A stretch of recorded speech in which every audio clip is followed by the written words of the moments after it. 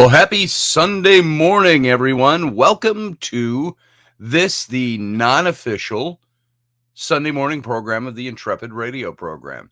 By non-official, I say this was started a couple of years ago now, just to do a Sunday morning show that was less involved and a little more casual.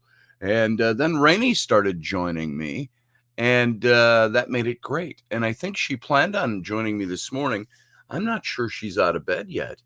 And I am only freshly out of bed. Look at my face. I still look half asleep.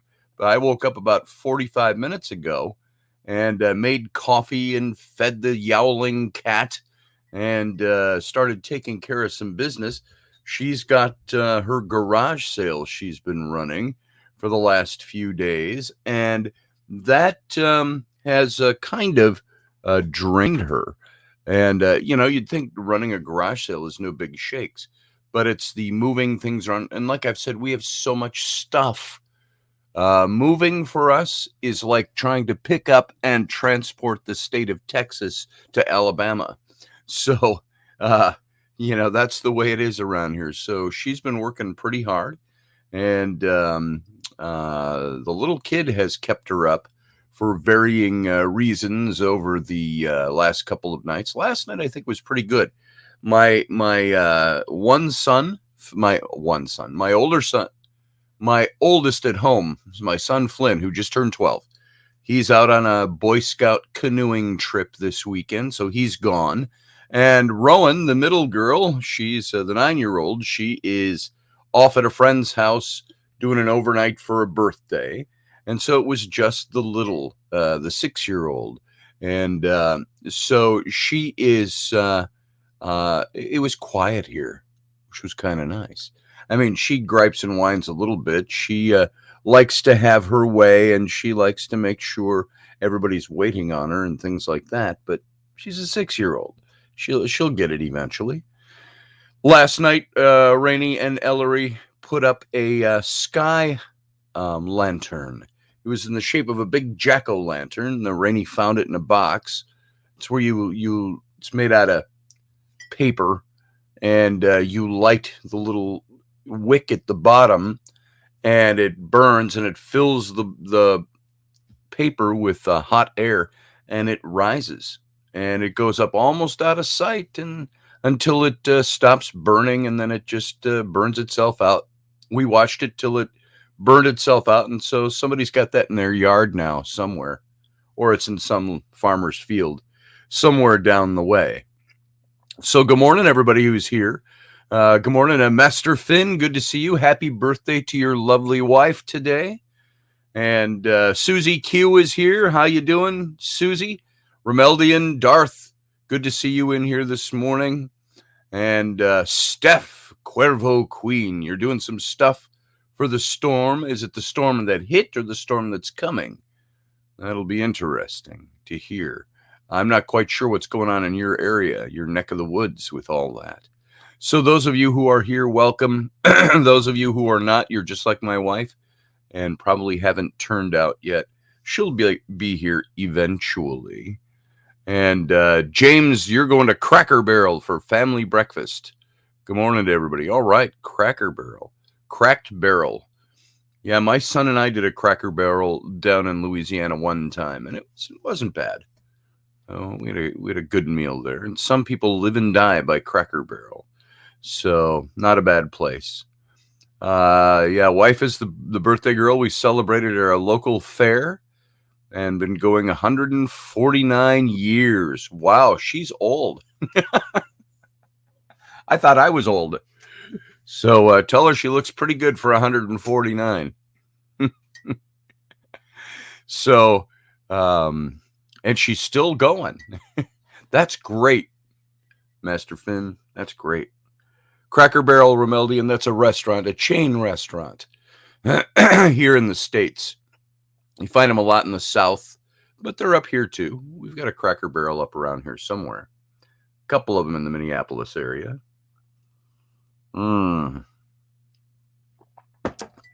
Coffee. I hope you all have your coffee. And man, I'm looking myself in the monitor. Look at that. Not awake face. Whew. I used to be young. How many of you used to be young? How many of you are feeling it yet? Feeling that that change of life, flipping over from youth to late youth to early maturity to midlife to what am I now? I'm past my midlife, aren't I? 40, they say, was midlife when midlife crisis starts. I'm 60, so I'm 20 years past that. Maybe I'm burgeoning old age. I don't know what it is or what stage they call this. Sometimes I feel like I'm still in midlife, but other times I feel old. So how y'all doing with that? How y'all hanging out with that? Beth Kirkham, good to see you. Good morning. Good to see you in here. Hope you have some coffee. Hope your mind is clear. Jeremy Hansen, good morning, Jeremy. How you doing? How's the ticker, buddy? I hope all is going well. I haven't heard anything different, so I'm assuming you're doing okay on that front. And I've got an extra light on here. I feel like I look really washed. Everything's washy today. Maybe that's just my pasty old man pallor. Something like that's going on. But back on the age thing. Hey, Elderberry. Wow, how appropriate was that? Good timing, Elderberry. I remember back when I was a kid, 60 years old was ancient. Hell, 35 years old was ancient when I was a kid. And, I'm talking 10 to 20 years old in that range of time. Even when you were 20 and you were in college, 60 seemed like such a distant thing to ever get to. It's so distant in your head. It was almost like, oh, that's never going to happen to me. And yet here it is, and it fleets by so quickly. And all you've got is looking back on things that have happened and say, how can I improve and do better as I get older? How do I stay? I used to look at my grandfather, my mom's stepdad. And when I was a kid, in and around, 8 to 12 years old, he would always try to do things to keep himself looking fit and younger. And he was always dating younger women.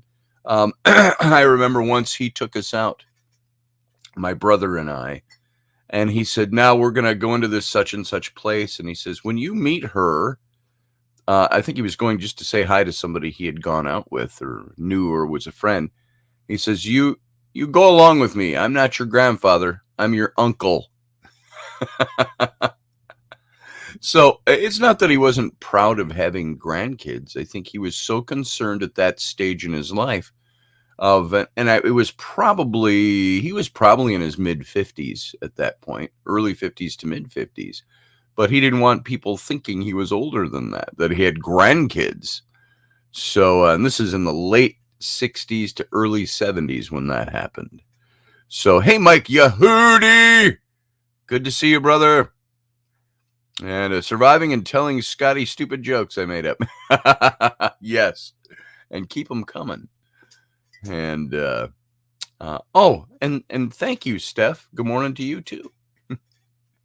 And so, I'm not hooked on this whole getting older thing. The only thing I don't like about having gotten a little older is that, certain things happen. Your body plays tricks on you. And, some days it's harder to walk across the room than other days. And I'm exaggerating. It's not just walking across the room. Sometimes it's just getting up out of the chair.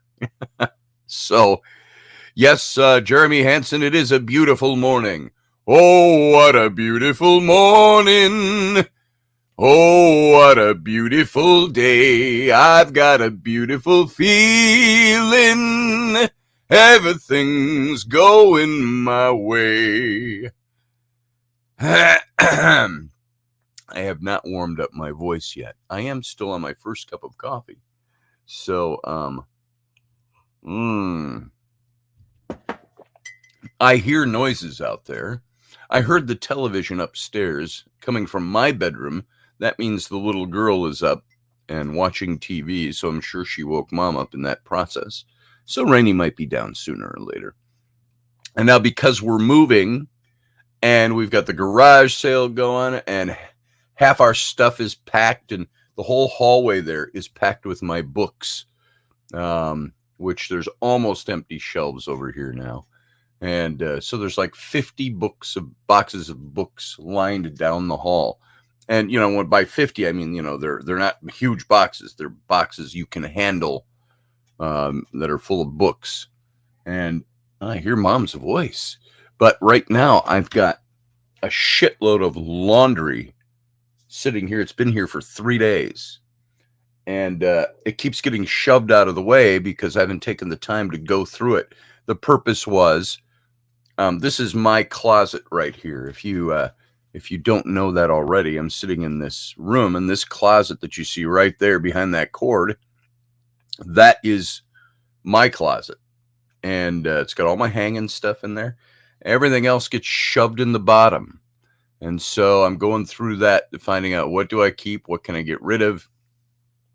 Moving time is pruning time for stuff. So hopefully I've kind of made space for Rainy in here when she can wander in here. We'll wait for her brain to wake up. And she wanted to get her sale going at 9. It's a Sunday morning. I think if she doesn't get it going until 9:30 or 10, she's probably just fine. It's all set up out there on the driveway with a tarp over it for overnight. So there you go. We could actually, what was fun last night? We took all those tables that had been set up, that she set up weeks and weeks ago for a garage sale, which we didn't have, which we're having now this weekend. We were supposed to do this before she went to Alaska, and we didn't. And so Beth Kirkham, I'm good. Getting old, got coffee, dead from the neck up. That's kind of true. And so, but that's why all this stuff is all over. If you've all moved in your moving house and you know what it's like, that's what it's like around here.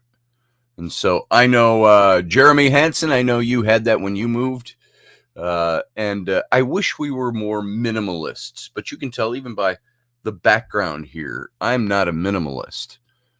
I like stuff, and I like stuff to be arranged so that it looks cool when you walk in to a room. I like things to be decorated. I like things to have that. I remember when my older twin daughters were young and in high school, they would bring their friends home, and they had one friend exclaimed to them as he was walking through our house, "Wow, your house looks like Ron Weasley's house."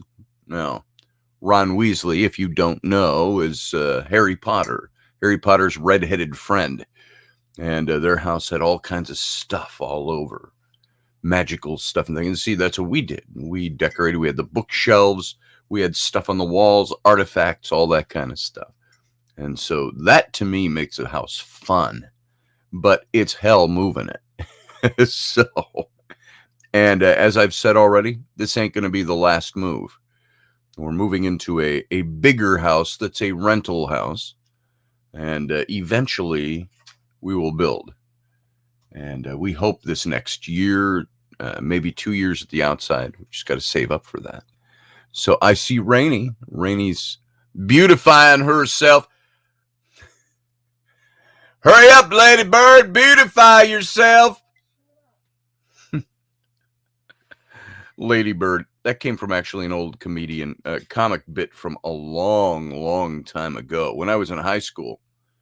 If you remember LBJ, President Lyndon Baines Johnson from the 60s. Well, we were doing political satire when I was in high school. And at the time I was in high school, Jimmy Carter was president when I was in high school. And what's that? Oh, I thought you were talking to me. And Jimmy Carter was in high school, was the president when I was in high school. And so before him was Ford and Nixon. And before Nixon, of course, was Lyndon Baines Johnson.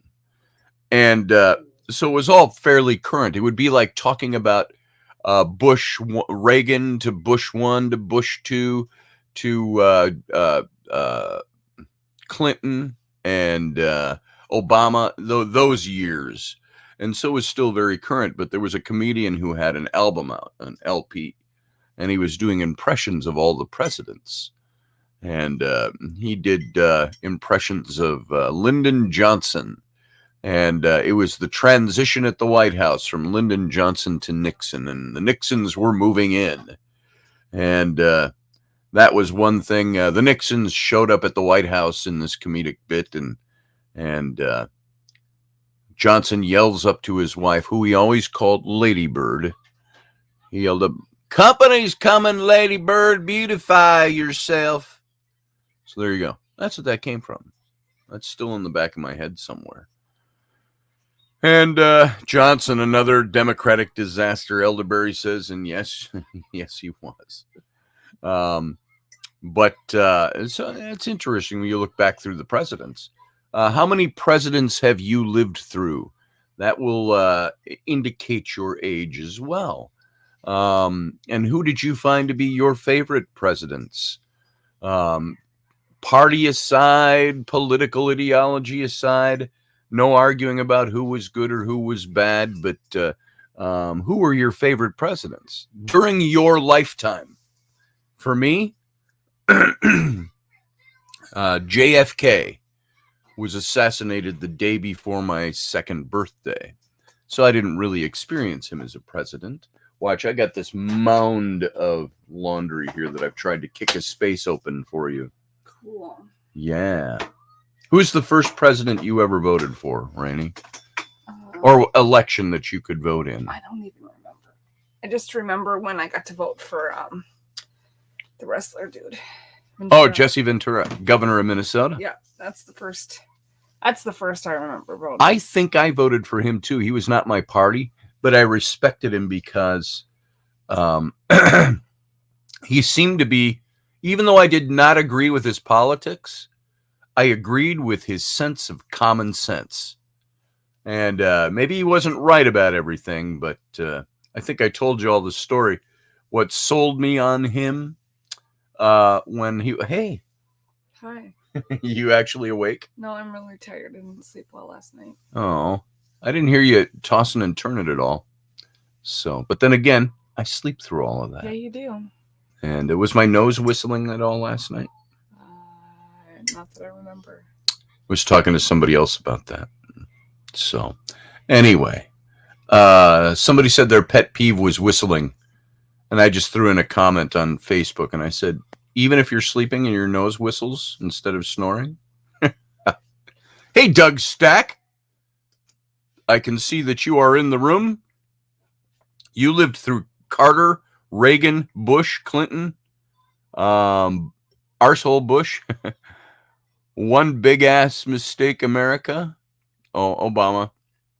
That's a political statement, Doug. Trump and Clown Boy. There you go. I will say this. I voted for Jesse too, says Beth Kirkman. I thought he'd be fun and different, and he was. I voted for him because I wanted somebody different in the office. I was politically astute, probably like you were, Beth Kirkham. You have your political opinions and ideologies well in place, but I voted for him because I wanted difference. I wanted to see if he could do something different. And I told the story that what sold me on Jesse Ventura was when I saw him in a news story on the local news. And he's walking amidst a bunch of people up in Eveleth, Minnesota, Beth. And there's a crowd of people around him on the street and the cameras on him. And people are cheering and some are yelling at him. And some guy's heckling him from the crowd. And Ventura looks at him. And, of course, they bleeped it out on television. But he looks at him and yells over the tops of the heads of people. He goes, "Yeah, I don't need your vote anyway, dumbass." And I thought, that is the guy I want in office. Somebody who can call a heckler a dumbass without political repercussion. So, not caring about the political repercussion.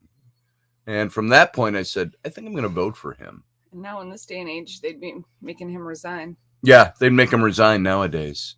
Or he'd have Hurt to somebody's feelings. he'd have to apologize because he hurt all the dumbasses out there. Hey, I'm a dumbass and you hurt my feelings. Oh, or as Dave Potter might say as Larry, what's wrong with the dumbass? I had a dumbass once. I had to saddle him up and ride him. So let's see.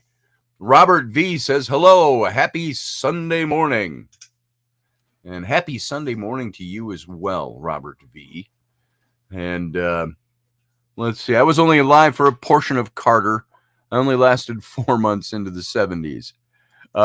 Doug, we had in school when Carter was in office. Let's see. That was 1976 to 1980 was his reign of simplicity. And 76, I was in 10th grade. So there you go. That kind of dates where I've been. Unleashed, Jeremy Hansen says, I hope one day we have an election that both parties put someone on the ticket that loves this country, like JFK versus Reagan. Wouldn't that be astounding? I would love to see two people running that genuinely love the country, that are opposed to each other, that are genuinely hard for the people, party notwithstanding, to be able to decide, oh my God, who am I going to vote for? So that would be interesting. When Trump ran, there was no question who I wanted to vote for. But if the left had put up somebody that was better, I actually liked Tulsi Gabbard. Now, she wasn't perfect ideologically, but I liked her in the last election. But she got shut down by the Democratic Party. They didn't want her. Why? She was not leftist enough. So, which is too bad. I think she had some good ideas.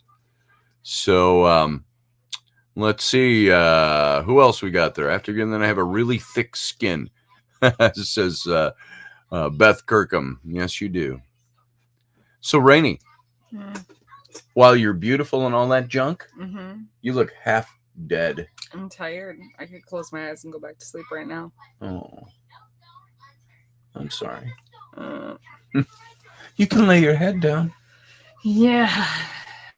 So, you look that way. Do you need to go do something else? You want to go? Yeah, if you're just going to talk politics, I'm going to go. I'm not talking politics. I haven't even started talking politics. Okay, if you're going to talk presidents and potential politics, I'm just going to go do something else. Cause what do you want to talk about? I don't know. What's on your mind? Sleep. Sleep. Let's talk about sleep. Sleep and the move. Sleep and the move. Well, we're not moving today. We're just prepping for it. So, what is the most daunting thing about this move for you? Not knowing when we actually have to be out of here.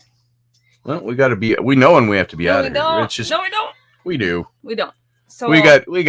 No, it's not a we know. Okay. If we move out on the 4th, but he makes us pay all of September's rent, we're gonna be out on the 31st. There you go. So it's not knowing. We don't know, and you haven't talked to him yet, which I understand waiting till Monday, but we don't know when we actually have to be out. Here's the deal, folks.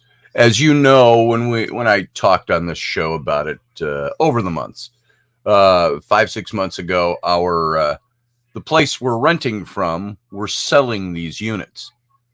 And they said we could sell or we needed to be out by the end of our lease. So the end of our lease, and they told us August 31st. And that's what we've rented here from August to August for 3 years now. And so we looked at buying it, and they wanted way too much money for a glorified apartment with somebody on the other side of the wall. And so we decided we're going to start looking. We wanted to build and all of that, hence the trip to Louisiana and blah, blah, blah, all of that past stuff.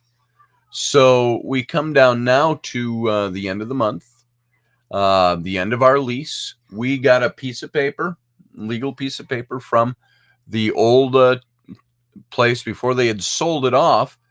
and said, you can end your lease without penalty anytime. You could, in other words, we could have walked in and said, we're going to move tomorrow, and there would have been no penalty. There was no time of 30 days or 60 days because they were trying to sell the place. Now, there was no piece of paper or article in that piece of paper rescinding that. Then we could just say, here's when we're going to move. So now the new guy took over. He sent us a lease. We did not sign the lease. We're not signed. We're going to wait till the end of our lease. And he raised the rent, of course, by $250 a month. And nice enough guy. But then I came back and said, you know what? We found a bigger place. We're going to move, and we'll be out by, I said, give us until the first week of September. And I said, I know our lease ends on the 31st of August. Now, folks, I'm telling you this story not to be a boring story to just tune out. Click into this and see what your opinion is of this. And so I told him, we're out on the 31st. I said, if you want to prorate us or something, if we can move it out to the next weekend, the 4th, 5th, and 6th of September. I said that allows us to get more people in to help us move and stuff like that. And a little bit more time. And because the new place comes open for us on the 1st of September. And so he said, that's fine. And he was real nice and friendly and grandfatherly almost. And he says, but I got to hold you to your lease, and which, according to your lease, says you're not out till October, end of October. And so we started looking through the paperwork, and we're wondering, and we see when we signed our lease to extend this, the leasing agent had held it up somehow, finally got the lease to us. We signed it, but then she moved our date out by 2 months. Not to October, just September 30th. End of September. And then, yet they were still telling us at the old place that we were out on the 31st and no penalty for early move out. You just let us know when you're going. And so I said, so here's the principle. While the new guy is still upholding the old lease dates, if he's going to do that, then he needs to uphold the other paperwork that came from that company, which said we could move out without penalty early, because he's trying to say, well, I need 60 days notice. You could end the lease at any time is what the paperwork says. Yeah. So there you go. And let's see. Raini, would you ever take Scotty and the kids and move to Alaska? My cousins live there and they loved it. Ask Jeremy Hansen. Yeah, I would. Yeah. There's too much winter up there for me. So, although I'm adaptable. You adapt, you overcome. The only thing is it would be way too damned expensive to bring all this shit Scotty can't live without. Why is it always on me? Because I would get rid of all my shit, no problem. You get rid of all your stuff? Pretty much. Everything except for what I have done. Well, there you go. What's the shit I couldn't take with me? Well, when you think about all the books and all the junk and... junk makes you happy. But if you think about it, how much is it going to cost to drive a whole freaking semi all the way up there? Yeah. And through the mountains and the Yukon and the... Well, how do you know what I would do until we actually do it? Well, I know it costs like $12,000 because my sister did it. So. Yeah.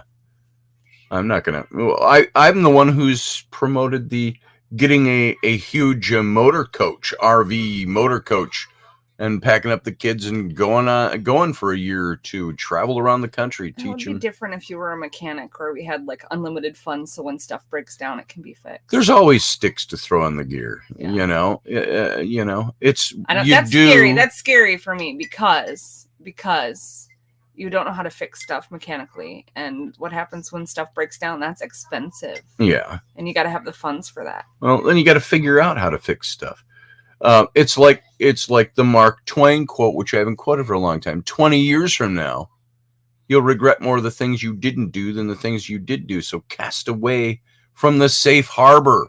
I don't regret. Set your sail to the trade winds. Explore, dream, discover. We can do that. Well, it's not 20 years later yet. No. 20 years from now, people will go.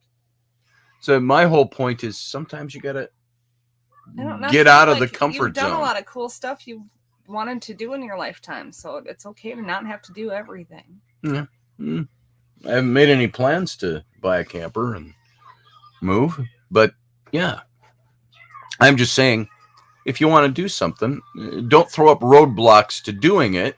Find ways to do it. Yeah, well, I'm not ready to move to Alaska yet, so I'm not finding ways to Me move. either. Me either. I could care That would less have to be a about joint touring decision. the world in a freaking camper. That would be like me RV. saying, "Hey, Rainy, we're moving to Luxor, Egypt with the family." I'd be like, have fun. See, you'd have to be in agreement to I that. wouldn't. There's nothing there for me. There you go. So, Alaska, if you wanted to move to Alaska and I didn't, that's the impasse we'd reach.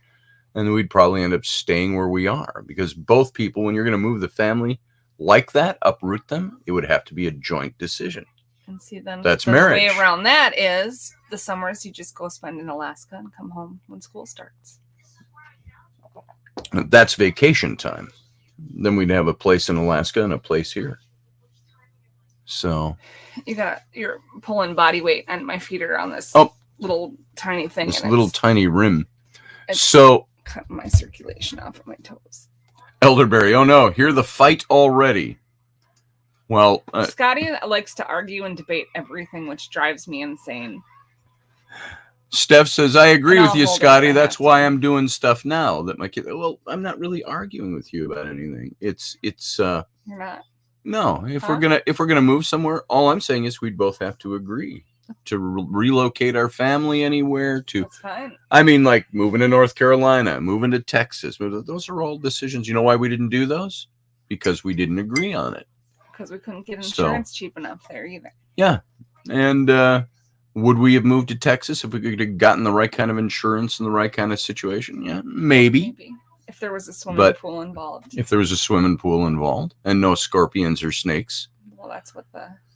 So I remember sitting in, those of you who follow Rocky, I remember sitting in Texas at my friend Pete's house. And I'm out on my laptop on his veranda by the pool. And I'm looking, I've seen this little tiny white bug crawling up my laptop. And I look closer, it's a baby scorpion. I'm like, what am I sitting in? And so... I killed it. Sorry. My disrespect for life. If scorpions start crawling on my computer, I might kill them. Steph says that's what I'm doing right. Doing stuff now that my kids are older. Doing things was put on hold due to a different circumstance, but that's part of life. That is part of life.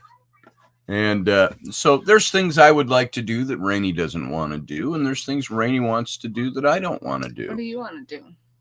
I'm not thinking as a going concern, but like this whole idea. Now, it might be part fantasy, part you could make it happen if you want to, but I had always thought that getting the big RV and traveling around the country with our kids might be kind of a fun thing to do.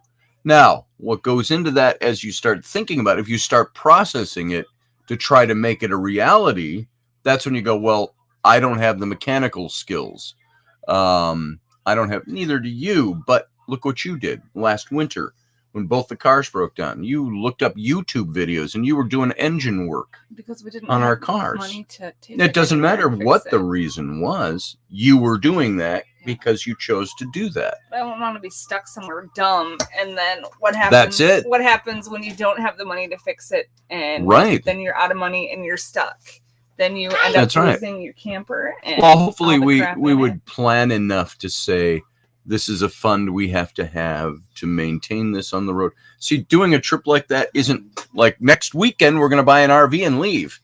There's the planning, and you're a planner, so you know what planning is like. And we don't have the financial means to do that. So just planning it is why waste my time when I don't have the funds to do it. Well, sometimes we feel like we don't have the funds to live in a house. So, you do what you have to do. My work, I can take anywhere with me. Mine can't. Rainey's can't. So there's another thing that probably won't happen. Steph said, well, I want a baby Squatch, but I don't think that's going to happen. You can get one of so there's another thing that probably won't happen. Made like it. There's another business opportunity. Make baby Squatches. Do some really creative stuff. Like you do with your journals. Hey, Delaney Pearl Jones. But you can't have a craft and live in an RV. You probably could. That's the thing. It's all planning. It's all what you want to do. See, what it comes down to for me, there's ways to make work what you want to have work. Yeah. And if you don't, we don't have the funds to make it work.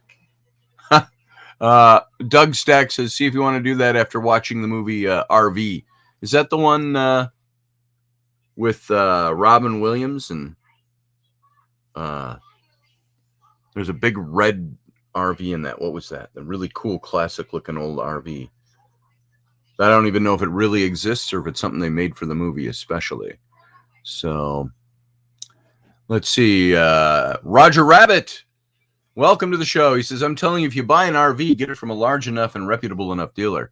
Buy an extended warranty, have dealers across the country have the reciprocity agreements for the warranty work. Then, well, there it is. But here's the thing, funds. We would be buying that $2,000 piece of junk out in the field that's been there for the last 5 years. It has to be made to work. See, ideally, I think it'd be 15 fun years to do that before. I think it'd be fun to have a bus and convert it, but I'm not 30 years old anymore, so I don't have 5 years to put into prepping a bus to look just right. What I need is the money to buy a brand new motor coach. Okay. And what is that? That's like buying a big house somewhere. You get the kind of motor coach that you want in your head, you're spending $350,000 for the thing. And then are you getting rid of all your stuff because it's not worth keeping your junk? What's with those glasses? It's not worth keeping your junk in storage. And we learned that one with the last time we put our junk in storage. Yeah. Well, we chose poorly. But it was the only we thought it'd be in there, stuff would be in there for a couple of months. It all got moldy. It was in there for only a couple of months. Because it was not an environmentally controlled storage unit. But so the funds for that. Hey, Ellie. I'm hungry. You're hungry? Go make me scrambled eggs, would you? With cheese. Please don't. You know how to do neck that. And shoulder are just on fire today. Hey, beautiful child. Tell people what you did last night. What'd you put up in the air last night? What? Oh, I hate kids. I do too. Go away, you hateful creature. You ugly little child. Yeah. You're not the boss of me. Yeah, I am the boss of you. She is. Yeah, I'm Oh. the boss of her. Duh. I'm the boss of Mom. No, you're not. You're not the boss of anyone. Yeah, I'm not the boss of anyone. So imagine that living. We could be doing this in an RV right now. We wouldn't be doing this in an RV because I'm pretty sure I would kill you. Why me? Because I need space. You take up a lot of it. I couldn't do an RV. I just couldn't. I need my space. I need my own space. I need to be able to walk to my own space. Which you don't have now. What is your private space in this place? Sometimes the bathroom, or if I can find a closet to hide in. A lot of times I just go hide in a closet. And then it takes a while for the kids to find me. You know what Elderberry said on the radio? Sell that kid. Yeah. No. She's laying down in the pile of laundry with her feet in the air. So just saying no. Sell the kids and buy an RV. They would probably give you a good price for them on Wayfair. Yeah, ain't that the truth? Yeah. No, if you sell me, I get the money because it's me. I get the money because you belong to us. We're selling you. Well, it's me. I'd sell you for an RV and a bag of Captain Crunch with crunch berries. Oh, does that sound good? Captain Crunch with crunch berries. So, RR. I'm not sure what that meant, Beth. Is that an or is that a Rainy Roberts, or is that a something else? You would. Unleashed Jeremy Henson said, it must be a wife thing. The bathroom and bubble baths are my wife's escape. You know, my wife would love it if the bathroom and the bubble baths were an escape.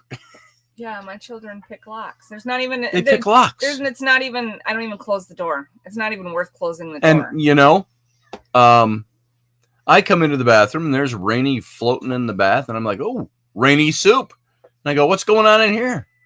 She goes, I'm just taking a bath. I'm relaxing. Somebody, you want me to shut the door or light a candle or I something? soak in No. Epsom salts every couple of days, so Yeah. But the little kid, picks the lock. And now they can get in trouble, but then you have to turn it into an adversarial thing with your kids. You want them to start getting it. This is, don't bother mom. Let mom have her private time. And sometimes you got to be really strict with them. But what do? You can't cut off a hand. God knows. No, Roger's comment, sell the kids. Oh, okay. I got it. So, scientific experiments for the lot of you, yeah. It would be nice if life was not consumed with surviving. Doing the things you want to do, it's almost like you've got to find the setting to be able to do that. Create the setting. Otherwise, you're constantly chasing your tail, trying to make sure you got enough to pay for the house, which is more than you could afford. How many people can actually afford a house? Nobody. That's why the mortgage system exists, because nobody's got cash to buy a house. Very few of us. So that's not a right. You can't have somebody provide that for you. So they've created a system where you can buy this house, but it'll take you 30 years to pay for it. And by the time you're done paying for it, you've paid for almost 2 houses at the same price. But for people getting into homes, that's a lot of money. For people, if you wanted to go out and buy an RV and do something, that's a lot of money. Although I have heard from people who own them, it's easier to get a mortgage on an RV than on a house. I don't know why. Maybe that's because they can reclaim the RV and tow it back somewhere. Well, they can reclaim your house. They can reclaim your house too. So Okay, I don't know what it is, but there are things, and you can tell by even our conversation. I rebel more. She rebels against the fact that I don't think the way she does. I'm not a meticulous planner like she is, and so on. While I do plan, I don't think the same way she does. We're two different people. And I rebel against the idea of not finding ways to make things happen so you're happy. You do things. You have enjoyable times. We do want stability. We want our kids to be in a school district. We want them to grow up around their friends and so on and so forth.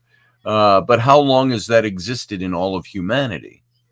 In America, in the West, a couple hundred years maybe. Prior to that, there were other ways that families hung around and stayed around each other. Villages were there for the purpose of protecting the community. So what do you do nowadays? When you have an idea of something that would be kind of cool, do you discuss that ahead of time?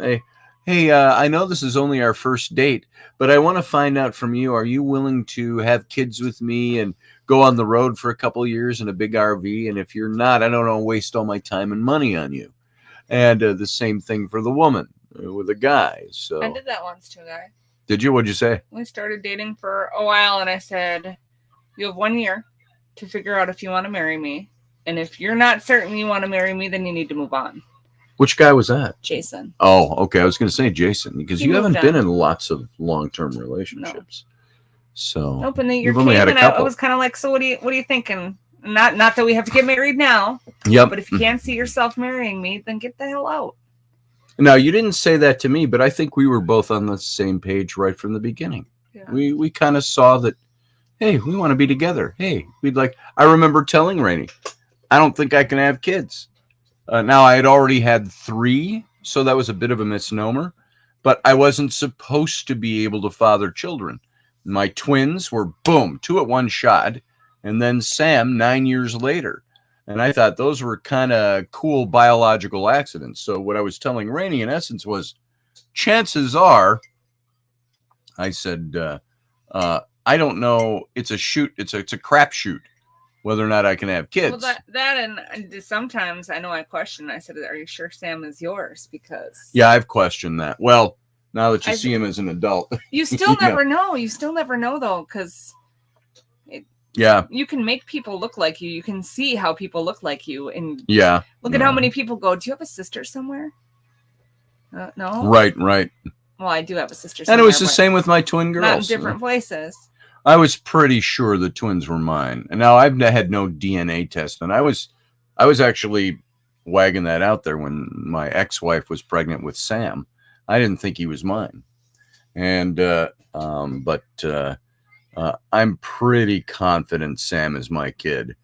So he looks like me, sounds like me, talks like me, thinks like me, blah blah blah. You got the red hair So- from where? I had a red beard when I was young, Uh-huh. just like Sam. All the pictures I see of dark hair. Well, I didn't have a beard when I was a kid, when I was younger. When I grew my first beard in my early 20s, Mhm. it was pure red. And I thought, why do I have a red beard when none of my hair is red? So that's with Sam. He was kind of a blondish. He doesn't really have red hair. He's got that blondish thing going on. I think it was the British Isles strain from me that genetic Anyways, all of thing. all that to go there to say, and I was okay if I didn't have kids, Yeah, and now I got 3. there you go. Yay! She was okay if she didn't have kids, she said. And now we got 3 kids. It was bing, bang, boom. It was what, about 2 years later after we met? Well, let's see. No. That's wrong. When was 'cause- in 2009, 2 years after we got married. Yep. 2 years after we got married, Rainey had Flynn. And he's mine.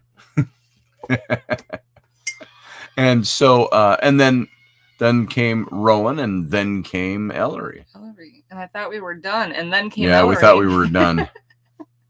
And now we're Exactly. done. We Now are done. We are done. Hey, Teresa Denton. You know what I just found out? What? The last people that I massaged, they had trouble getting pregnant, and so they did the in vitro. Well, no, they didn't have trouble. CI. She got her tubes tied, and then they decided they wanted to have kids. And it was cheaper to do the in vitro stuff than to undo the tubal.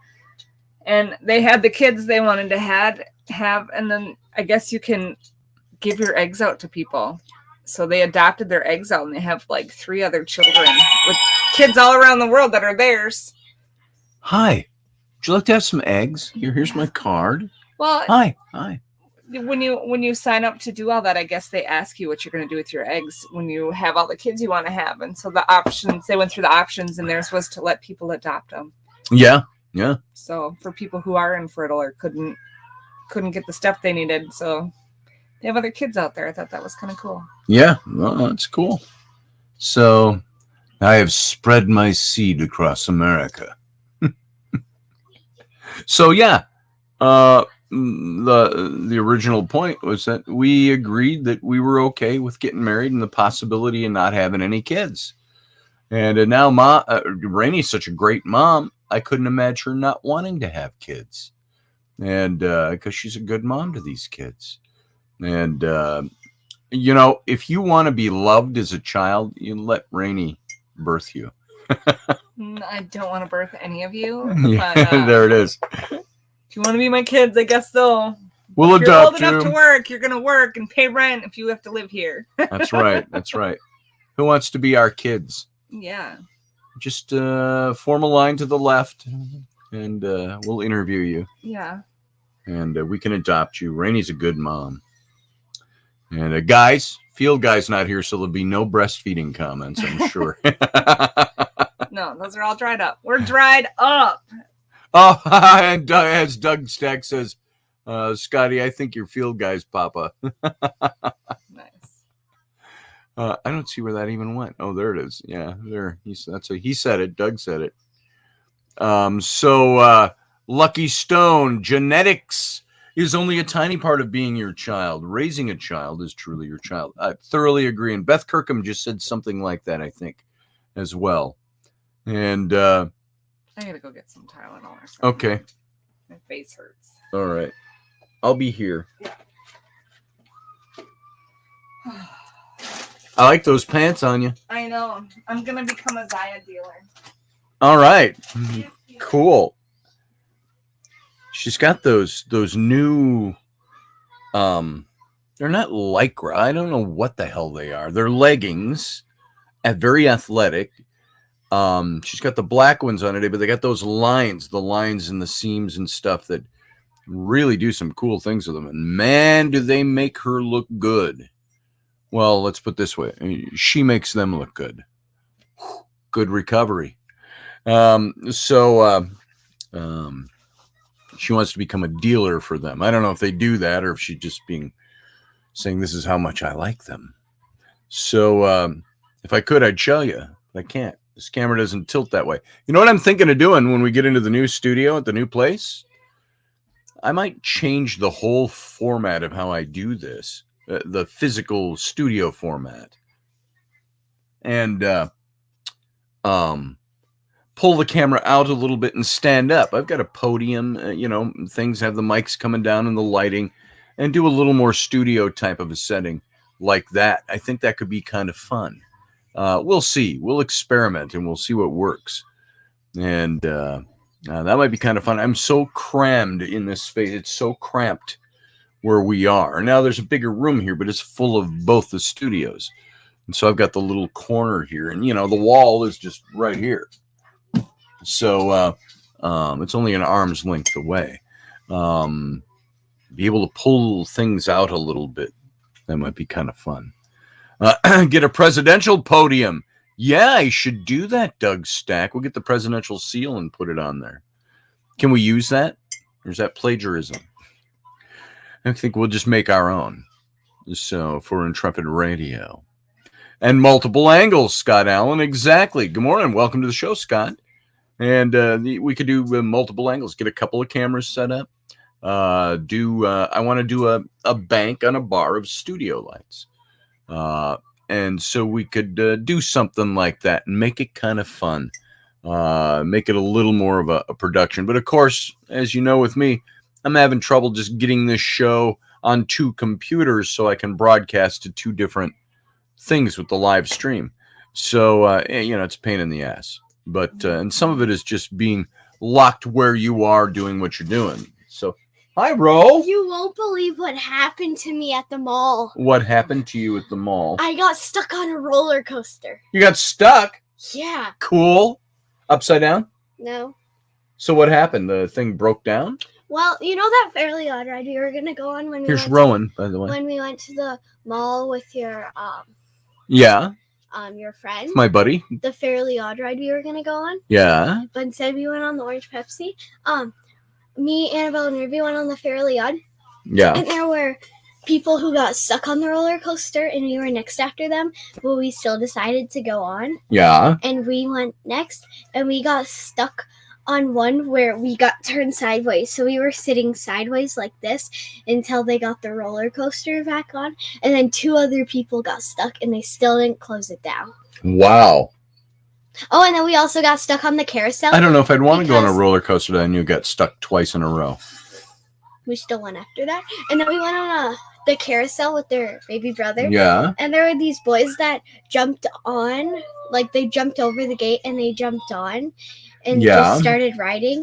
And then they broke it, so they jumped off. And then we were stuck there for like 20 minutes. And then they finally let us get off. Yeah. And then we went on another roller coaster where it slowly brought us up. And then just dropped us down. And we did it like 8 times because it was super fun. And then we went on these swings that turned us sideways. And then we went on the Orange Pepsi. But we only went on the Orange Pepsi once because there was a very long line. Wow. What was the other one? Oh, we went on one where Annabelle almost threw up because it lifted you up and then it spun in a circle. But you also had one of those things where you turned it and it spun in a circle. Yeah. And then we went on a Ninja Turtle one where you had these controls to go upside down and stuff. And then I went on Brain Surge with Ruby where you sat in a big ball and then you went up and down like this in a circle and you had a control to like spin, and I held this upside over, and then I just kept spinning in a circle and then in another circle and another circle, and then we went swimming. Yeah. We went swimming Swimming at the mall? Yeah. I mean, no, at our hotel. And one kid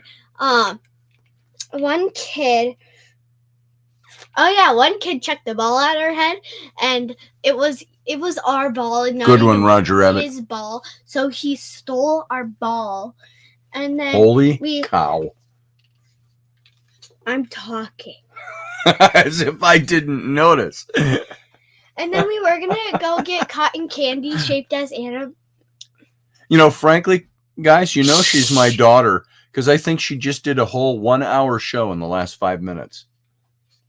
And then we were gonna get cotton candy shaped as animals. Yeah. But instead of that, we got chili cheese fries or whatever they're called. And then after that, we went shopping, and I was gonna get a shirt, but then I decided not to because you probably wouldn't even let me wear it in public because probably not. If you think Dad probably won't let you wear a shirt in public, I think it's a pretty good bet that Dad probably won't let you wear that shirt in public. Ask your mom. Your dad has different opinions than your mom. Yeah. How are mine different? Because you don't let me wear anything. Yeah. That's right. Yeah. Oh. Dad bought some clothes for Rowan a couple of months ago, and I didn't look close enough. They were all these midriffy things for like college age girls going out clubbing. And I'm like, why do they make those to fit 9-year-olds? Who are they trying to capture? They're not 9-year-old clothes. They're young adult. Well, there it is. It said kids' clothes. It said kids' clothes on the thing. And Dad. Yes, row. Say what? That's the kind of clothes they send Wayfair kids in. Probably. So. Okay, and then there were a bunch of cops, and then there was this one person. Well, you were at the Mall of America. Yeah, and the person was holding a bike, and the cops had their hands on their tasers, like they were gonna pull it out and tase him. And we were standing there watching because we wanted the person to get tased because we thought it would be funny. So we were just standing there, and then it took too long. Started chanting, "Tase him, tase Roger him." Rabbit just said, talking about Rowan. He said, "Oh my God, that hand on the face and turning his head away is so Rainy." A little replica of Rainy to the core.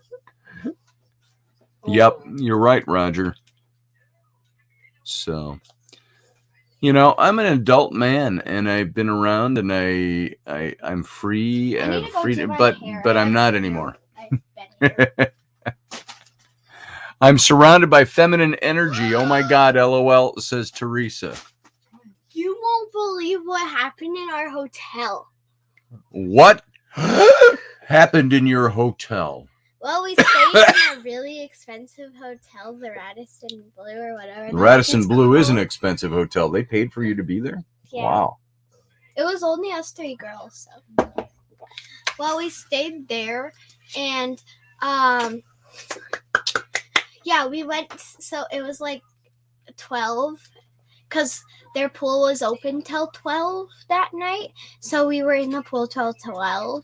And we got back to the bedroom and it was like 1 a.m. Yeah. So we went. How did that very expensive Radisson Blue hotel compared to regular hotels we've been in?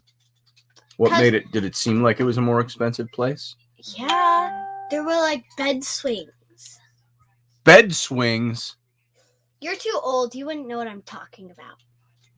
I know what a bed swing is, but different connotation. Well, we were sleeping, and me and Annabelle... Do you have bed swings? Me and Annabelle woke up because Ruby and Jennifer slept in one bed, and then me and Annabelle slept in the other.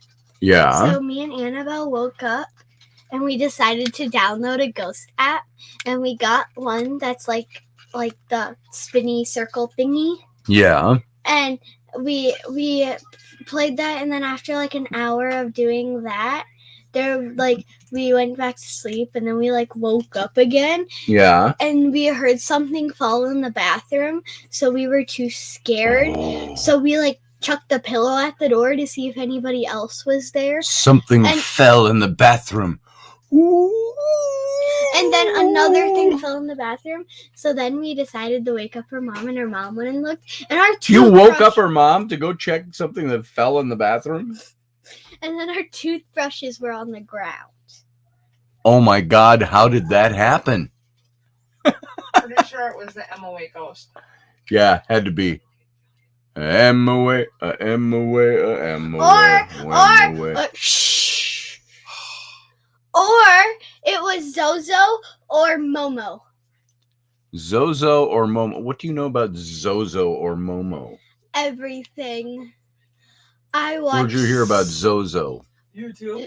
Yeah, YouTube. YouTube. On Stromedy channel.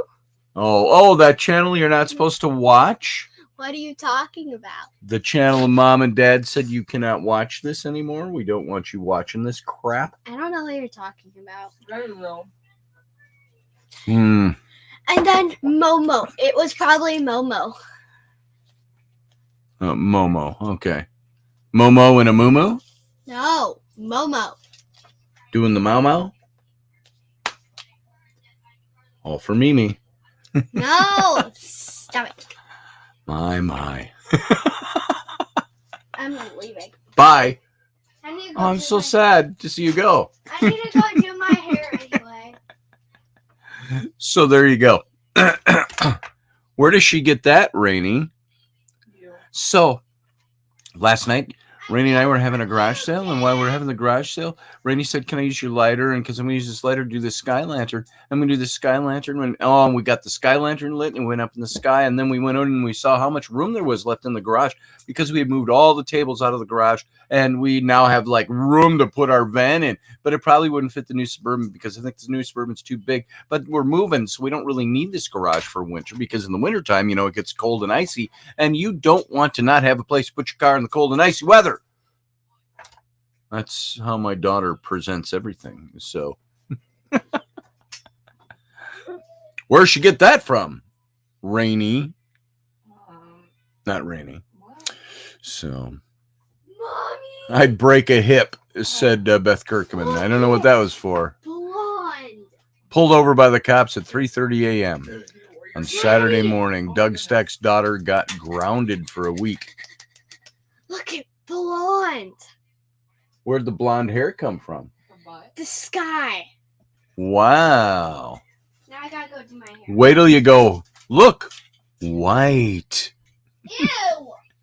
Ew. Roger Rabbit said that spirit had some ghostly breath and wanted to clean its teeth, apparently. Perhaps an offering of Colgate might appease them. I'm not saying there aren't ghosts in new, big, fancy, expensive hotels. Just saying. You don't wake up the parent because a toothbrush fell off the... It was more than one toothbrush. Wouldn't you love that, Mom? It was all of the toothbrushes. All of the toothbrushes. That was like 2 nights Dun, ago. dun, dun. All of the toothbrushes And were... all I wanted to do was sleep, so I came down on the couch to sleep, and Ellie came down the stairs 3 times while you were laying in bed next to her. She came downstairs 3 times in a row to wake me up instead of just rolling over. Just rolling over and waking me up. Yeah, that's the thing. Our kids are programmed. I could be sitting right next to the kids, and they need something to go hunt and find Mom. I'm like, hey, I'm in the room. I know how to cook. I know how to get you a peanut butter sandwich. You don't need to go get Mom to get you a peanut butter sandwich. But that's what Rainy, the kid the other night, was so kicky and squirmy, and of course in our bed. And she can't be on the sides of the bed. She has to be between us. I mean, it's a good thing we have a king-size bed. But so the kid's in our bed and kicking, and not this one, the younger one. And so Rainy finally got up and went downstairs to sleep on the sofa. So the little kid wakes up 3 times, comes downstairs through the course of the night from 2 a.m. on, whatever it was, and wakes up Rainy for something. And not me, though. So let's see. Doug Stack says, Scotty, if any one of them females in your house start off with this one time in band camp run, ain't that the truth? This one time at band camp? Hey, did you go to band camp when you were a kid? I did not. No band camp for I went on Rainy. band trips, though. She went on band trips because she was in the marching band. Yeah. She's even got her old letter jacket somewhere. Or did that get ruined in the storeroom? I have no idea. So she had her old letter jacket still. I watched Gaia, says Scott Allen. Gaia TV you're talking about? Yeah. And I do from time to time. There's some pretty decent shows on there. Teresa can't even create a monologue like that one. No, you can't.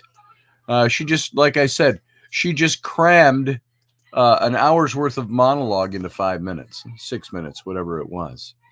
So, you're using someone else's, Scott Allen. That's good. That's the way to do that.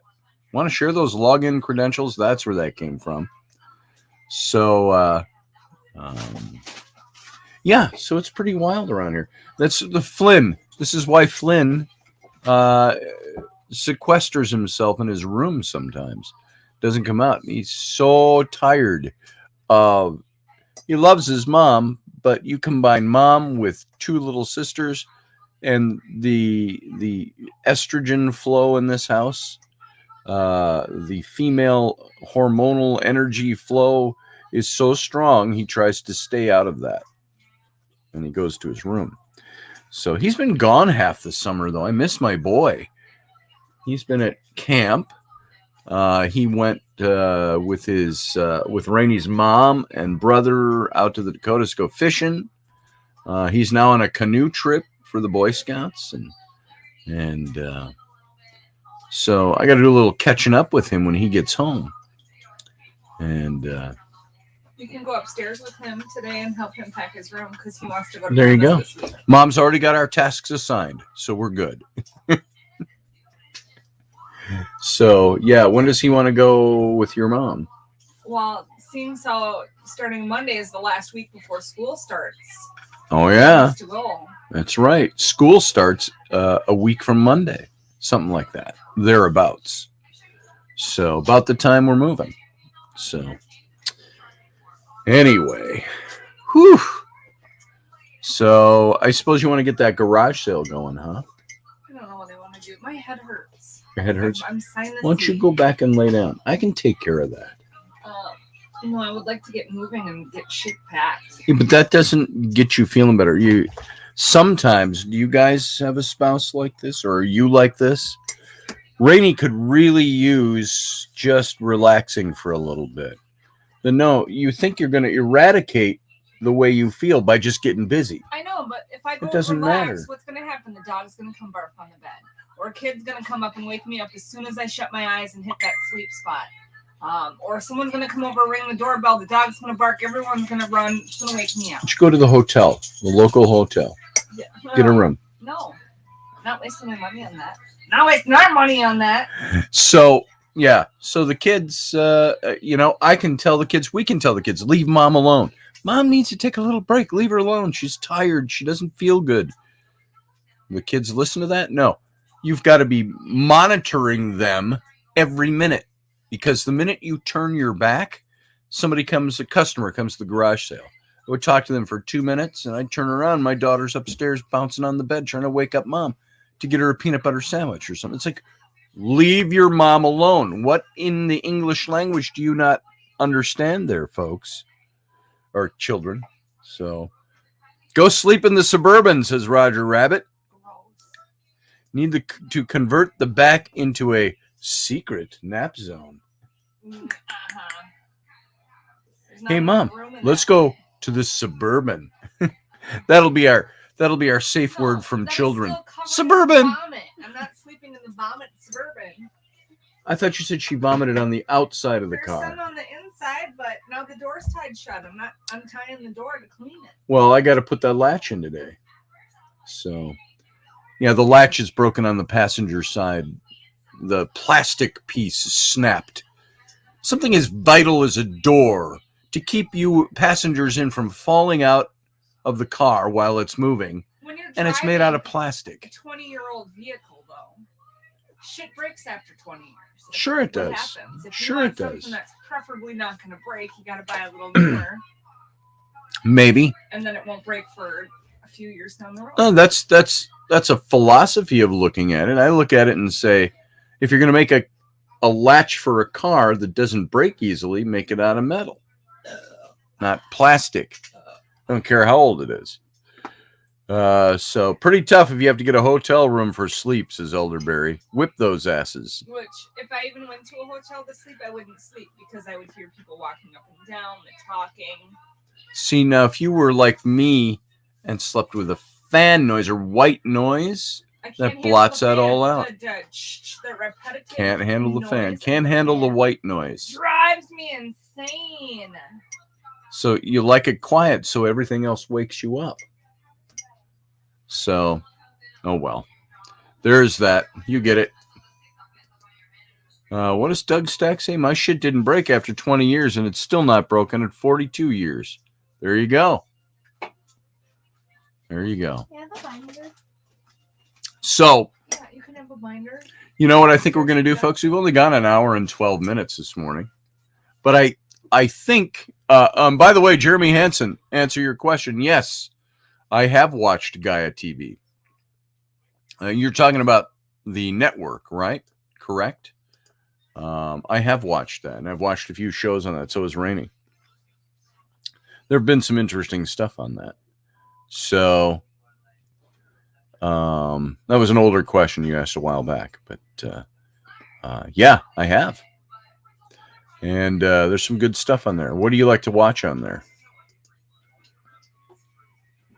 And, Flynn kind of leaves mom alone, Teresa. It's the girls. It's little girls constantly bothering mom. Leave mom alone. Sometimes, it's nice to be needed and wanted and all of that stuff. But my wife as a parent, there's a point where we've got one daughter who's almost 10. The other one is almost 7. And those two should be able to entertain themselves and do things. And it's not that you don't spend time with them. Rainey spends so much time with them. It's unbelievable. It's that sometimes mom needs some time. Let mom be. You guys are old enough to do stuff. Go entertain yourself. If you're hungry, I want SpaghettiOs while she's sitting watching TV.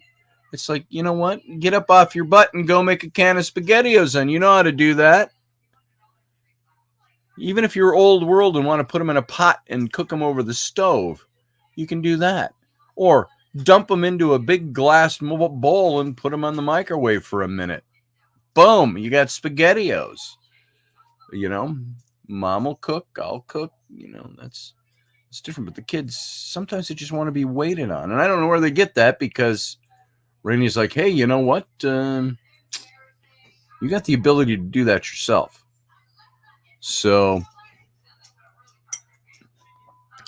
Beth Kirkham, I don't know if this was to me or to someone else. You've got your work cut out for you for the next few weeks. If that was for us, you're absolutely right, Beth Kirkham. It'll be an interesting few weeks. But what we're going to be doing is, since the new guy is holding us to the old lease, saying we got to pay for the whole month of September, then you know what? We'll just use September to move, because the new place is open. Since we got to pay for it already, he's saying, then you know what we're doing? We said we don't want to pay for September, but can you prorate us for the first 5 days so we can move on the weekend of the 4th, 5th? And of course, he didn't want to do that. And well, if I do that, I gotta charge you the whole month. I gotta charge you the whole month anyway, because you didn't give me a 30-day to 60-day notice. Well, I said, well, the paperwork said we didn't have to do that. Well, that's the old paperwork from the old people. Well, so is the lease you're trying to hold us to. That's what we were originally on. And I said, so we were told by the old place we could cancel our lease at any time because of this whole move thing and the selling of the property and all of that. So he wants to hold us to the lease dates, but he doesn't want to hold us to the we don't have to give notice in this interim period.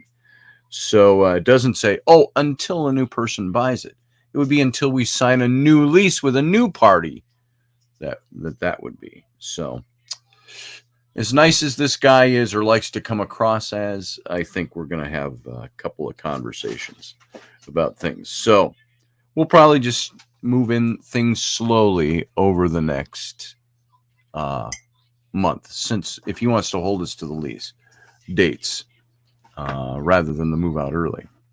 So blah, blah, blah, blah, blah. Trust me, we've talked through it all. We already know the whole thing. We know what our situation is and legally what we can and can't do. So it's just having to wrangle with the dude now. Have somebody not make it. My philosophy is you start making things difficult from this end, he'll start making things difficult from his end.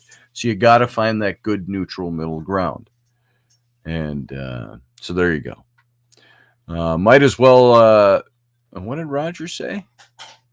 Might as well throw a huge moving out party. You're not getting the deposit back. Everyone, we're meeting at Scotty's next month for Intrepid Fest 2021. Hey, let's do it. Just bring your pickup trucks or your two-wheelers.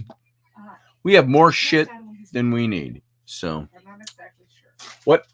When can we start moving into our new house? Mom keeps saying she's not sure. After the 31st, we're going to start moving in. No, so we got what's the soonest date we can get into the new place. I don't know what that is. Probably, she said the old people are going to be out of there on the 27th or the 28th. So, but she wants to get it in clean carpets and stuff like that. We told her, don't worry about that stuff. If she wants to clean the carpet, I'd rather not pay for that. We do have a carpet cleaner. No, let her clean the carpet. God damn it. I'm not making a decision over here, Rainey. I'm just talking about it. What you keep talking about? There's no talk. If she wants to clean it, she needs to. That's part of Selective hearing. That way she can tell if there's spots or if stuff needs to be replaced. Otherwise, it'll get blamed on us. Right. But what did I say here? I didn't say we're going to do it. So, anyway, there's like, what is it in relationships? There's always this selective, I've got to find a way to be challenging to anything you say, or I've got to jump on you for every little thing you say without hearing the whole thing, without discussing. I thought I heard you say something about she doesn't ask to clean the carpet because we have a carpet cleaner. Yes, she needs to clean the carpet.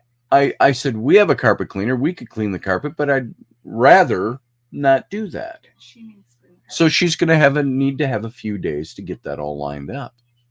But she said we could move in on the 4th easily. And so it's up in the air. After the 1st, we can start moving things over into the garage and doing things like that. If we have a big party with people coming over, friends coming over to help us move, we do that on the 4th or the 5th. We have everybody. I'm waiting to hear everybody's schedules back. Sam wants to get some of his friends from work to come help. He's got to let me know the dates, and then we can move. Start moving. Yeah, it's Labor Day weekend. So we can start moving things in, or have one big moving party to move all the big stuff. And we'll take a couple of weeks to move the rest of the stuff over bit by bit. You know, that's no big shakes for us. But the more hands, many hands make light work is the old adage.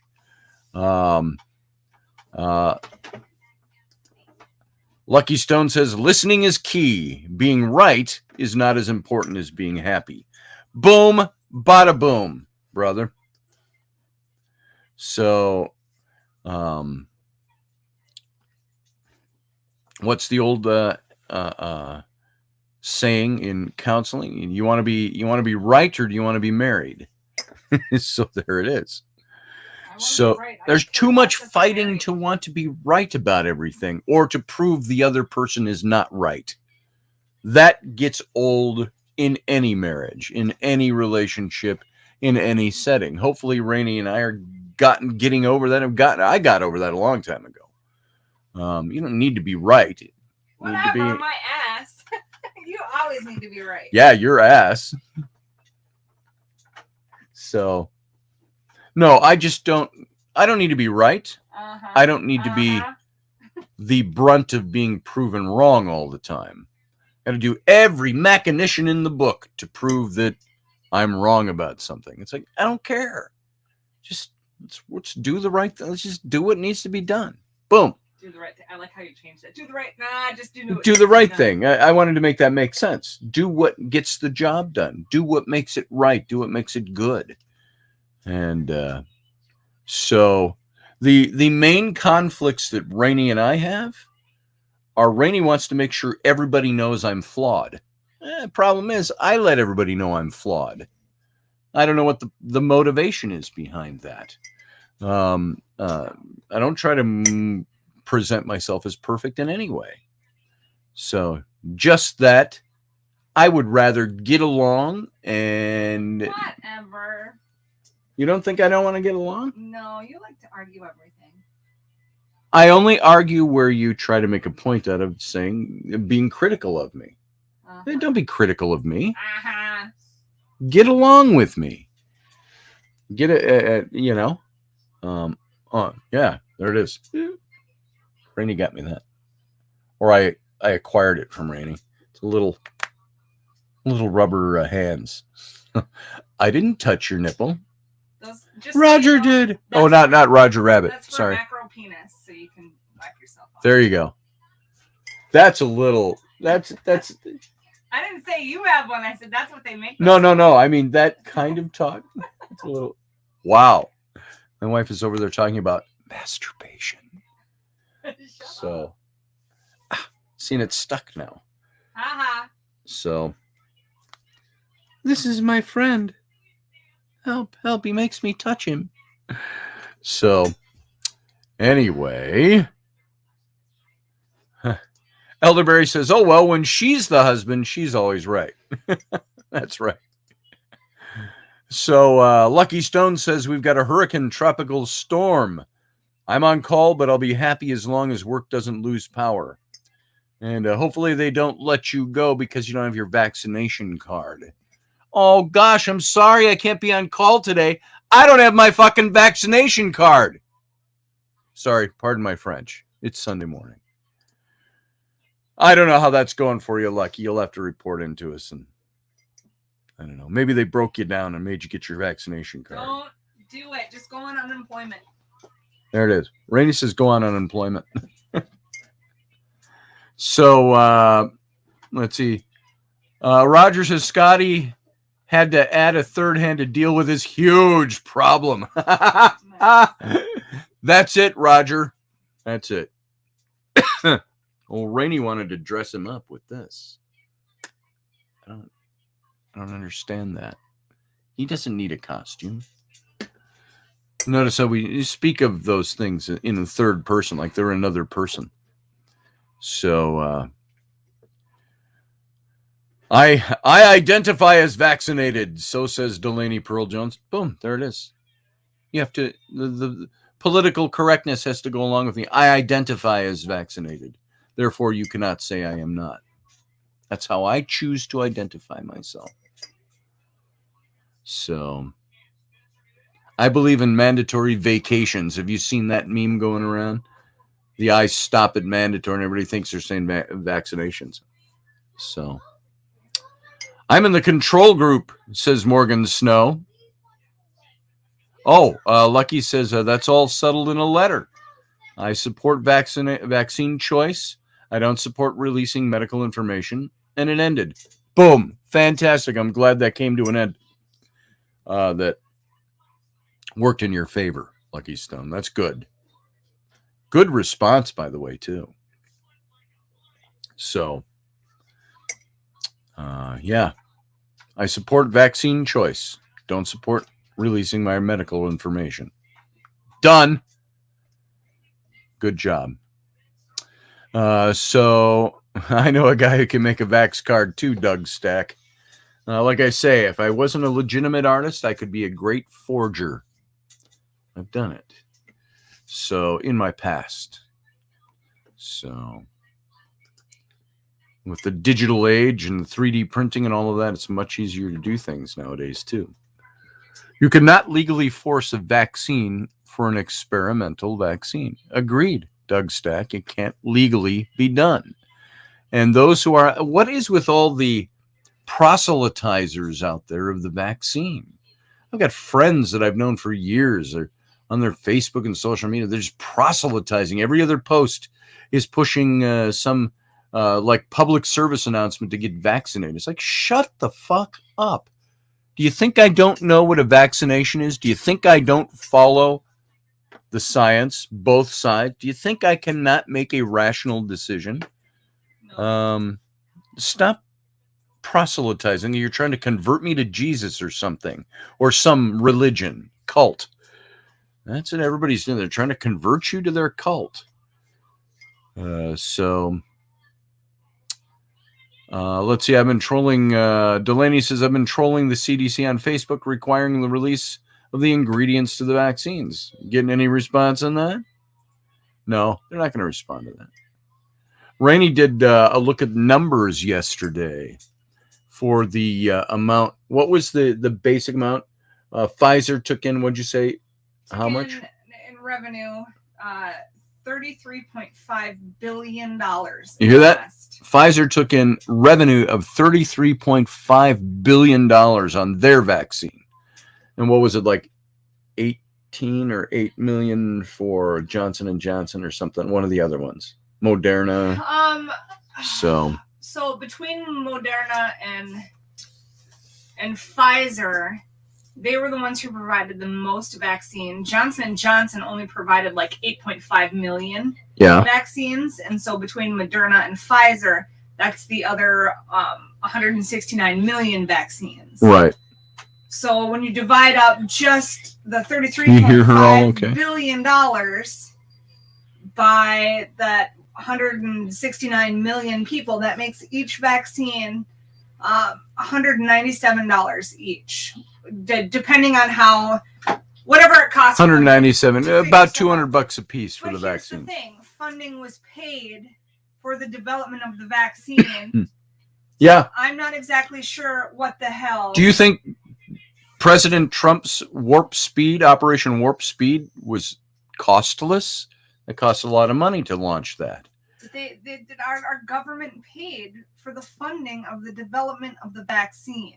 Well, here's the thing. How and why does it cost $197 to make each vaccine? Once you figure something out and get that into processing mode and you know what you need, you buy everything in bulk. You all hearing this? Still costing $197 per each vaccine.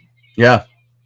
But that doesn't include what Moderna makes, and I couldn't find numbers on what Pfizer makes, and I couldn't find numbers on what Moderna made. So that number goes up, but you can't tell me that it costs more than $200 to make each vaccine. That is freaking ridiculous. When it costs like 0.01% to make the freaking pills we freaking swallow all the time. And it's not vaccine, says Morgan Snow. That's exactly true. It's not even a vaccine. And so here's the interesting part too, is that you see a lot of people out there going, go get the vaccine. It's free. It's not free. Who's paying that 33? How can Pfizer say they made 33 point whatever billion dollars in revenues on the vaccine if it's free? Who's paying that 33 point whatever billion? Well, no, that was the United States government. No, the government didn't pay that. Who paid that?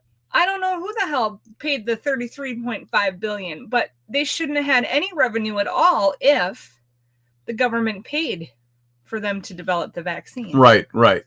Well, and there's the point Rainey's making. The government paid, when Operation Warp Speed started under Trump, which, by the way, people so conveniently forget in claiming that he had nothing to do with.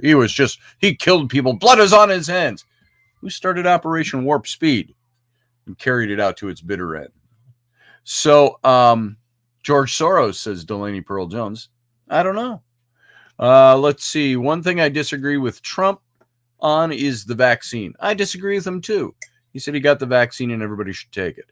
And I hear, conservatives will say that too. And okay, if you want to take the vaccine, go ahead. You know how easy it is to just put something else in the vial? Like, hey, let's get a vitamin shot today. Yeah, the vaccine wasn't made for the virus. The virus was made for the vaccine. I don't know. I think it's that's a good point, Scott Allen. They kept showing everybody getting the vaccine. We don't know that they actually got the vaccine. Yeah. We don't know what was injected in them, if anything was at all. Yep. Doom. And ain't that the truth, Delaney Pearl Jones? Can't nothing shut the pearly gate. There you go. I can't help but wonder, says Steph, if they actually got the vax. Seriously. Yeah. You wonder. So Morgan Snow, my body, my choice. All the HIPAA laws, you can't require me to tell you whether I've been vaccinated or not. Now, can a private company do that? This is the same thing you face with Facebook and Twitter and all of those. They're a private company, so they can make whatever rules they want. If you don't like it, you can leave, people say, when it comes to censorship. And then the same thing then would apply with the vax, wouldn't it? A private company can deny you service if you're not vaccinated because they're not violating the law when doing that. But you can go to jail and pay huge fines if you say I won't make a wedding cake for a gay couple. So private business can make their own decisions. Until it comes to that, there are certain lines we draw in our society, and this is where it's become absolutely ridiculous. And anyway, not gonna get into all that this morning, mostly because it'll turn us all into that. But the conversation into that, you get it. Jeremy Susie says, Biden has mandated that all healthcare workers yeah, that's exactly it. I just found out that my favorite doctor left. I thought he was going to Haiti to do mission work, but I found out from his neighbor that I didn't know was his neighbor, that he doesn't want to get the vaccine. He's against the vaccine, and he chose to do something else, and he's been off kind of bumming around having fun, and he'll be going soon. But he's not a doctor here anymore because he's not going to get the vaccine. And he's not the only one. We're going to start losing a lot of good people in the medical profession that don't want to get vaccinated. Yep. Yeah. And I thought the Supreme Court just ruled that it's not and can't be mandated because it's not FDA approved yet. There you go, Doug Stack. So I'll just take my chances with cigarettes. There you go. Steph says, I still get shit from people because they say I have the antibodies. I had the Rona. I got the antibodies test last week and I still have them. And I said, why should I get the shot? Well, there it is. I should get the antibody test just to prove that I still have the antibodies. What did you have to do for the antibody test? I'd like to get my girls tested because they never tested positive. Yeah. And you can't tell me for two little girls who sleep in our bed with us and all of us in the same room, really, that they don't have antibodies. Yep. But that's changing. We're moving to a house where all our kids will have their own bedroom. All right. It's just enforcing it. You just make their bedrooms. You got to stay on your half of the bed because I finally get my half of the bed. All I want in bed. I go, hi. Oh, hi. I'm in bed with you now. I get to snuggle with you. I get to cuddle. Ow. Do that. Ow. I get to do that and that. I'd say keep your hands off of that, but no, I can't say that. I don't know if you saw where I was sleeping. Yeah, morning, I did see where you were sleeping. You were off the bed. My hip was on this side of the bed, and then I was over. That's because we have a 7-year-old, almost 7-year-old child. She's 6. She'll be 7 in 3 months. So she's 6 3/4. But she's tall. Remember, our child at age 5 was wearing almost 8 clothing because she's so tall. She's big. Child. And she's not fat. She's big and tall. And she's not gargantuan. She's just a tall kid. She's an Amazon warrior. And she's as tall as the 9-year-old. She's an Amazon warrior.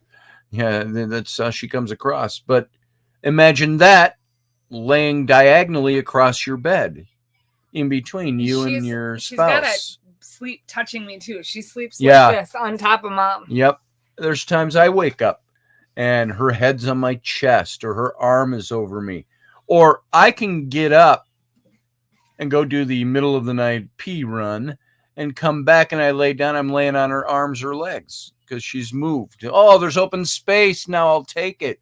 And I got to move her and then roll her. And, and then there's the dog. The dog wants to be there too. Now, I'm okay with the dog being in the bed, the little dog. She's but, right here.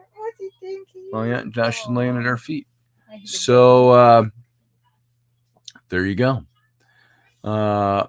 Let's see. Took 24 hours, Steph said, or 48 hours. Sent me to the lab and they drew blood. Hot results. Got results in 48 hours.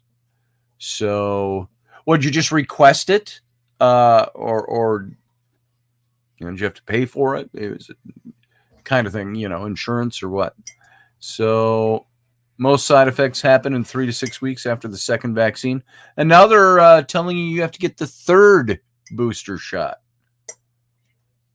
So would really like to see what their profits are. Especially after they were third jab. There you go. Get the jab, put your life expectancy to 2 to 5 years. But they won't let you publish that publicly. Why? Why is there such a movement against what's opposing the narrative on this? And science, there's a lot of good scientists and good doctors that are against the vaccine for good reason.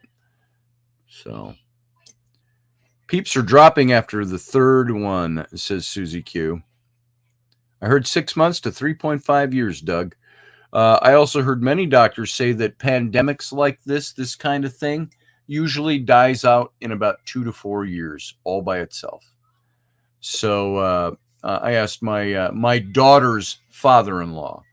So my son-in-law's dad is a physician. 2 years into this now? Yeah, we're 2 years into this. So we're about halfway to it just petering out, so to speak. Even he was chosen, I've mentioned this before, his practice was chosen, I don't want to misquote this, but my understanding, his practice was chosen a year ago to be one of the physicians' practices that would administer early vaccines to test them. And to test them on people. But he did that. He said he found no negative effects so far in his practice. And I talked to him several months back now. But he did say that as a physician who's putting out the vaccines, he said, if you don't want to get the vaccine, don't get it. He said, some people will want it. Some people will need it. He said, I think it's probably a good thing. He says, I haven't heard any bad stories, haven't seen any problems yet. When I told him that Rainey's massage partner, that she had, her aunt had died 2 days after getting the vax, a few months back now, I told him about that. And he said, I'd like to get some of that information if I could. I'd like to, look into that and cross-reference notes and things like that. So I think the more the vaccine's going on, the more you're seeing problems with it. So I think we're going to see more of that going on. And blood clots in 20-year-olds. Yep. And random stories that we hear out there, I want to see more data that puts that forward. The problem is you can see just about anything you want that's pro-vaccination. It's really difficult these days with social media the way it is to see anything that's anti-vax or anti-this vaccination. We're not anti-vaxxers. We've all had vaccinations. Our kids have had vaccinations. I've got a problem with experimental vaccinations that aren't really vaccinations. So anyway, Steph says, my tattoo artist good friend got the shot. No underlying problems. Had a massive heart attack 1 week to the day of the second shot. Related? We don't know. But that's as related as somebody who dies from a heart attack and they called it complications due to COVID to pack the COVID numbers. All of this, folks, if you step back out of the box, it all looks like some kind of science fiction-y conspiracy tale. And I always say if it looks like a duck and quacks like a duck and walks like a duck, it's probably a duck. So you have to be really careful of the information you're getting and what you're doing with your body. So Elderberry says, now black goo said to be in the vaccine, but that could be a discredit. That could be to discredit other truths also. There you go. So there we are, folks. I'm not getting the shot. I've got reasons, physical reasons. Rainey's got physical reasons not to. Our kids aren't getting it. So hopefully we'll get this shut down before it becomes a thing where you can't get past it. So All we know is that according to our laws and our Constitution, you cannot mandate. You can mandate. Mandate doesn't make it illegal if you don't do it. They mandated masks. You could still go without a mask. So vaccine mandate, go ahead and try. I dare you, kind of thing. I'm just not going to do it. And the more you try to push me to do that, when there is not a 100% solid researched, that there's only a one-sided answer being presented, you're going to find me resistant to that. Because not by your leave. I don't need to do this because my government tells me I have to do that. When it's something of that nature. We're not talking about murder or things like that where there are laws. We're talking about something. So, there you go. Not going to talk about it anymore. You get it. We can do a whole show on that and bring up all the numbers and all the stuff. Right now, it's just casual over Sunday morning coffee talk. So, my thing, push for the peeps who need it. Why push the people who don't need it? There you go. We're not anti-vax in this house. It's like, don't tell me I have to take it. Don't make any kind of, so what I'm looking for, don't make it easy for companies to, discriminate against you if you don't have a vax card. So why is the government right now okay with that? Because the government knows they can't mandate it. So they're supporting companies to go out there, restaurants, whatever, to say you can't enter without a vax card. That's discrimination. You know what? I won't bake a cake for your wedding because you're Muslim. That's a choice by a company too. But that one is illegal. So there you go. Apply the laws across the board. Yeah, we're in phase 3 of the experiment, Morgan Snow. You're right. So, anyway, that's all I got to say on that today. We get ourselves worked up because it's a current event. Is it politics? Yeah, to a certain degree. So we'll talk more about these things throughout the week. Now, remember the show this week, Monday through Friday, 10 p.m.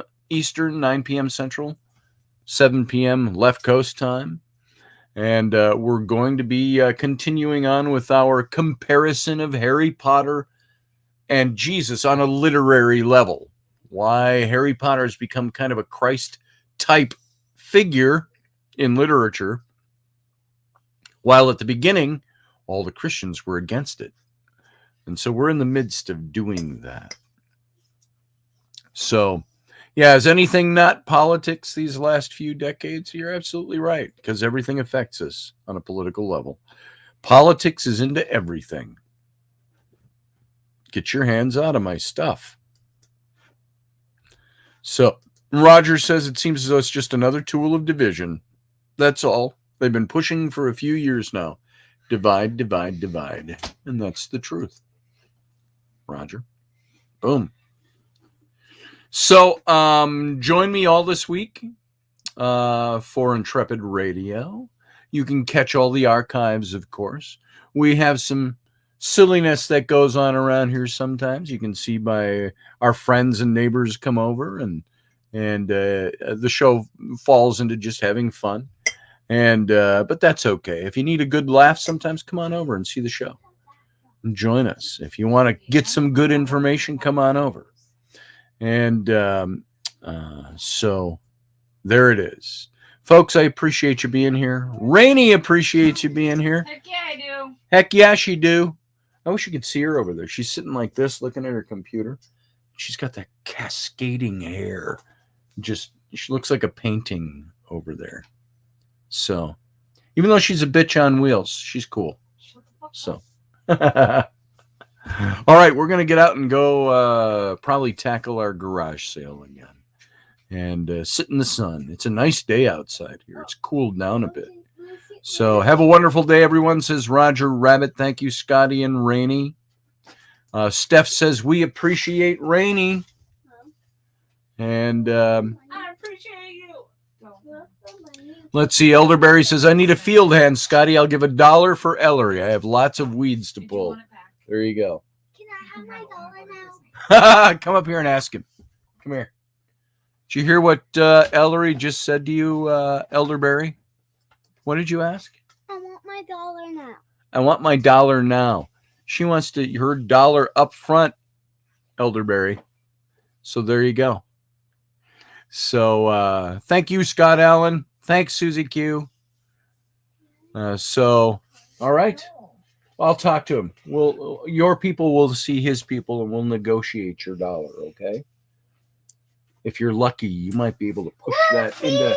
You might be able to push that into $2. $2. She's going to push a hard bargain, Elderberry. So, all right, guys. What did Steph say here? The best kind of bitch to be, she says about Rainy. So.